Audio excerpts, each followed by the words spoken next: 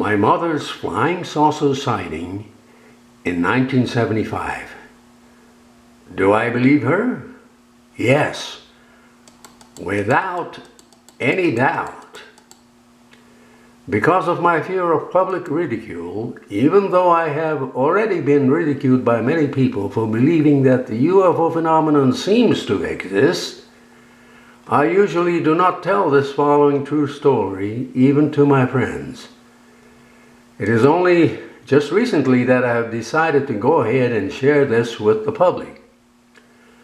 One of the most fascinating things that my late beloved mother had ever told me happened one bright, clear, cloudless day in the spring of 1975 in Yokohama, Japan.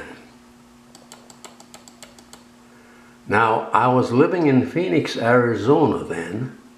I remember receiving from her a most interesting letter. I could see her excitement in that letter. She wrote to me in that letter saying that about 10 days before, she had distinctively observed a silvery metallic flying saucer-shaped object with a dome hovering over a crowded railway station in Yokohama. It was in broad daylight, around 11:30 a.m. She described the object incredibly as a typical flying saucer, just as flying saucers have always been depicted in comic books or in sci-fi movies, such as this. She said in the letter that it happened while she and her grandson were walking away from the railroad station and walking towards home. She felt as if something had told her to turn around and look back towards the railway station. And lo and behold, right over the station, she suddenly saw this shiny silver metallic typical flying saucer with a dome hovering over the station. She immediately pointed to her grandson to turn around and look, and at that very moment, the object was gone, vanished. The street was filled with people coming from and going to the railway station. She was so awestruck that she didn't even notice anyone observing the object. My mother had always been skeptical and always used to ridicule my serious interest in UFOs, because in my childhood years I had always taken a great interest in UFOs, or flying saucers as they were called then, ever since my father had told me of his sighting of a strange greenish ball of fire slowly moving over Yokohama Bay one summer night in 1947 as he was night fishing, his favorite hobby of many, many years. He swore that the object seemed as if it were intelligently controlled or intelligently maneuvering. He said he had never seen anything like that before. My father had passed away in 1982. But getting back to my mother, her amazing sighting totally made her a believer. Now, do I believe her sighting? By all means, yes. I have the highest respect for my mother, and I totally believe what she said in the letter. I visited my mother a few years later, and she confirmed her sighting right to the dot. There's no doubt in my mind that she did see what she said she saw. My beloved mother passed away in Yokohama, Japan, at the age of 88.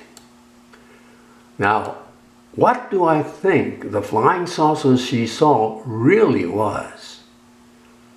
Was it a spiritual manifestation of some kind?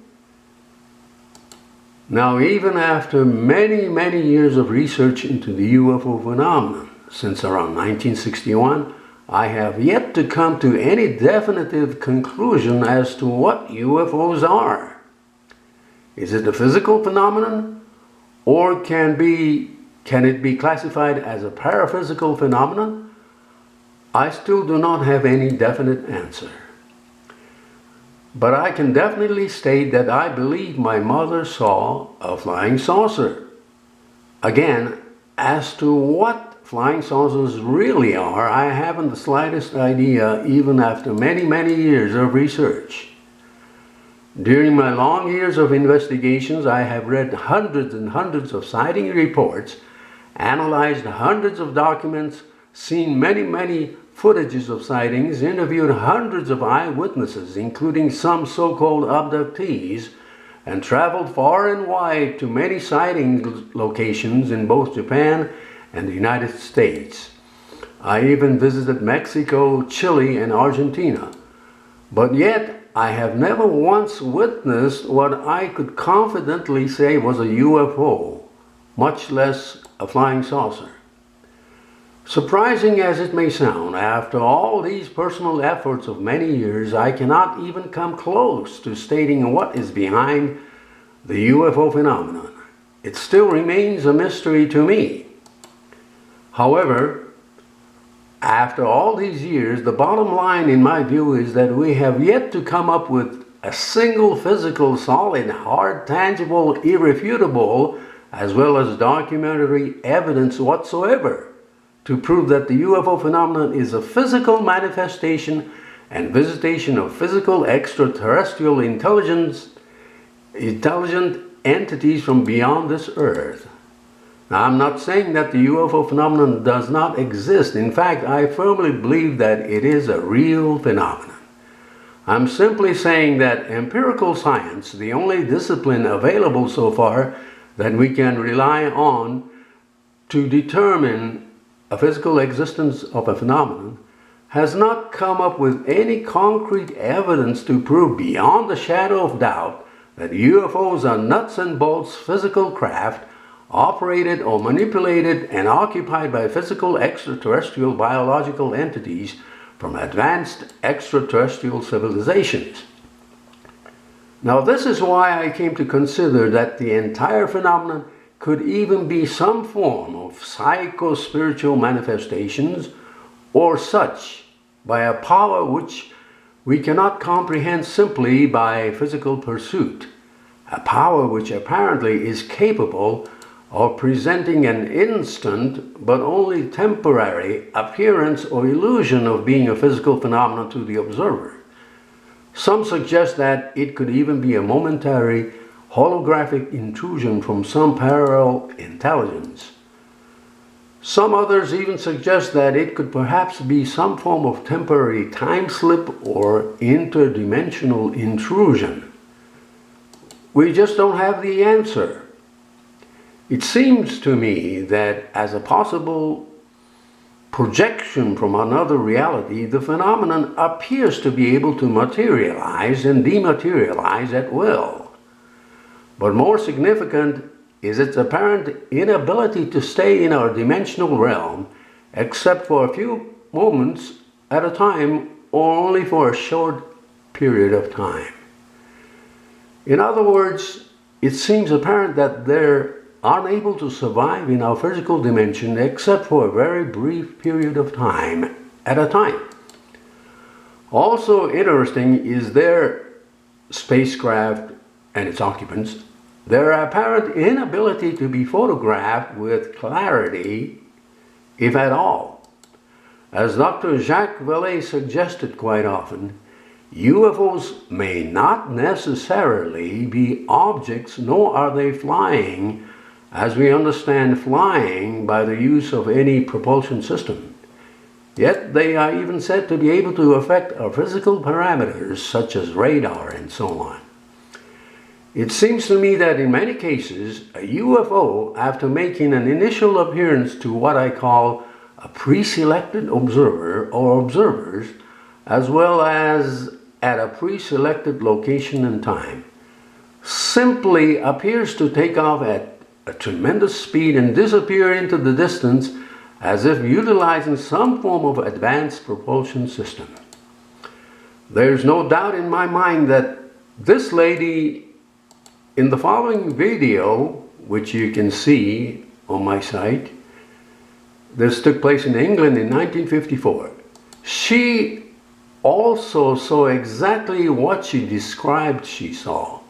But did her sighting constitute absolute, conclusive evidence of an actual physical ET visitation in a physical ET spacecraft? Or was it deceptively staged by extra-dimensional tricksters?